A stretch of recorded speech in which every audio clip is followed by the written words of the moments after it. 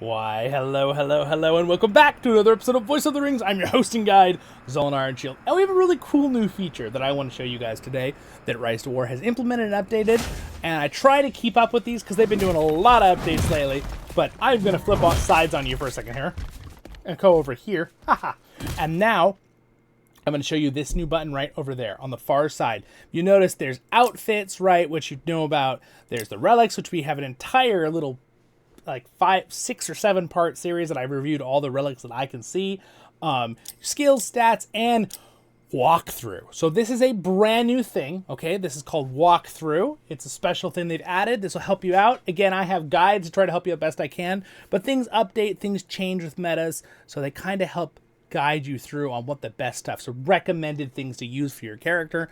So recommended for Dane is they're giving you recommended Durin's Blood and Ironfoot, which are very good skills. I would recommend those. Now, if you can put points into King Out of the Mountain too, good. But definitely, if you're aiming for the ideal, most damage, really good for PvP, really is Durin's Blood and Iron. So I agree with that. Would you guys want a series of me going through all the recommended walkthroughs and saying if I agree or disagree with their said choices?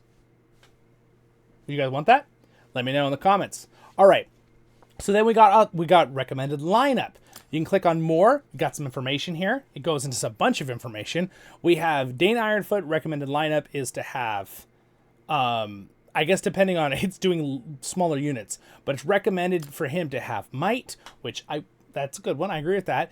To have Gilgalad in his team, Gandalf the White, and Galadriel. Well, those are all high level mythic commanders. So that's a lot for a newer player. So if you only had him, I'd have other recommendations as well. But then they recommend what they should have and stuff like that. And see, we can see here, you can actually go through this and now choose anyone. So if I didn't want to be on Dane anymore, I want to see what's recommended for the Witch King. You can kind of do that kind of stuff. That's kind of cool. So we have Sustain. This is offense and defense balance. All right, so there's these buttons. I'm actually going to flip back to the other side here for you for a second. So now that we can kind of look over there. Sustain, it says these are the best setup commanders, and they're saying they all should have Sharp Blade. Very interesting choices. Okay. Powerful, so that is the basic and practical. This is popular combos. You have physical damage dealers. This is about as physical damage dealer as you can get. Dane, Gimli, Aragorn the Second, and Aragorn Regular are all really, really high damage dealing commanders. That would definitely be an insane team to have. For sure. Powerful DPS. This is good. Except I have one thing that I don't like that they recommend with this build. If they're recommending a powerful DPS, do you see it? I'm gonna give you guys should have little music, like a 5 seconds. Ding, ding, ding, ding, something like that. To figure it out. Did you figure it out? Gandalf the White. They do not recommend White Rider with a powerful DPS build. That is a huge oversight. Okay, just gonna throw that out right there. So this is good. So far, I've liked 5-10 things I've seen.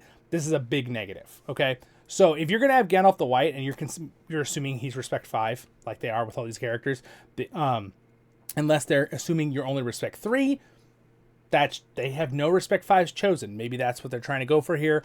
But I don't think that's what they're going for. I think they're assuming you're 5. You should definitely, absolutely take White Rider over the White. All right. So yes, White Council is good to have no matter what. It helps sustain your army get sustain. But White Rider increases all 4 of your formations. Right. The number of targets increased to 3. 3 formations. Duration 4 rounds. So 1 formation won't get it, but that's a 25% increase in damage. If your damage dealers, being Aragorn the Second and Dane, get that, 25% more damage for their troops and the commanders. That's crazy. So keep that in mind. Restrict and interfere. Okay, not obtained. So it's saying I don't have this character yet, but this is another setup that they recommend. It's kind of cool. They have special lineups, powerful DPS advanced. Okay, so funny enough, this setup here is very similar to what I have right now. My only difference is I'm not using Bjorn, I'm using Gimli. Which, by the way, some people tell me, well, why aren't you using all your stuff on Gimli on Dane? I keep having this comment all the time. My Gimli has been doing the same amount of damage that I've seen Zenith level full geared out Bjorns and Dane doing. Like the same, almost the same exact. I'm not saying with his troops. I'm saying his damage to their damage, right? Because they do the damage, not their troops, and I find that very, very interesting.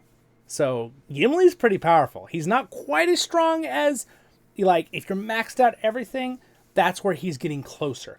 If you're just moderately good stuff, when good gear, Dane and Bjorn are probably going to do more damage if they're respect 5 with moderately good gear. But if Gimli has maxed out gear, just like they do, he gets pretty close to the same exact damage as they do, pretty consistently, I've been finding now, if you have a setup like this.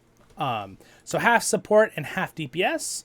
This is a nice build. I like this. You got DPS with Dane. And again, basically what you do is, with the recommended builds, you focus on a certain commander you care about, and then you try to build around that commander using these tabs. That's what they're using this for, right? Hopefully this is helping you, showing you what they're doing here. Physical AoE damage. All right, this is an insane team. All of these commanders you're seeing on the board, these are all ridiculous damage dealers. All some of the best damage dealers in the game, mind you, right here. Physical damage dealers. Yeah, I mean, this is a scary team. He's strong. Yeah, this is a scary team, and they have a bunch of, yeah, this would definitely do crazy amounts of AoE damage. Definitely. I see why they ended when, yeah, this is crazy. Again, I can go into more details in the future. We also have recommended builds. Dane overall respect levels. So this is someone in my campaign with me right now. This is his setup. Now look at this. He's got great. Oh my gosh, this guy. Look at this guy's. That's crazy. He's got like almost everything maxed except for his items, his relics. Yikes. He is a kraken. And also he's, what is that? Is that Zenith a level 11 or is that one? Yeah, that's crazy. Anyway, good setup. This is a good setup. The reason he put in Thorin, I believe, is because Thorin also does really good damage by himself if he has good gear, and he also is really strong at helping defend his dwarves, especially if you're putting in these points for dwarves. And he also has a stun, and he buffs his, oh, not a stun, sorry, that's Dane. He has buff his allies, so he really can help sustain his dwarves. This setup is impressive. This is really cool.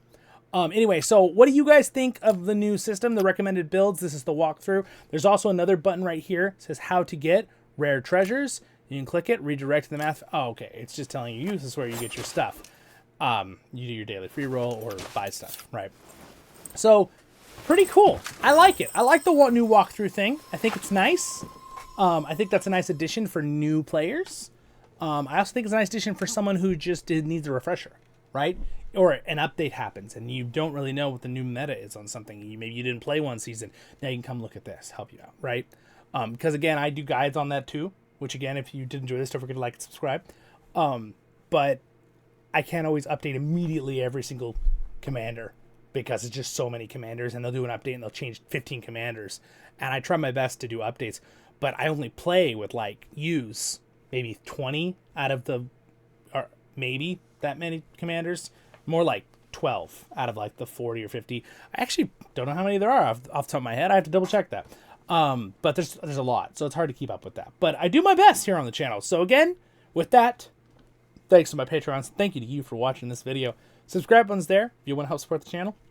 You like Lord of the Rings stuff. I do a lot more stuff besides RiseToWar, but I do love RiseToWar, and we do cover on the channel 2 playlists, a guide playlist, and a legacy playlist, which is more of talking over things, asking questions, having fun.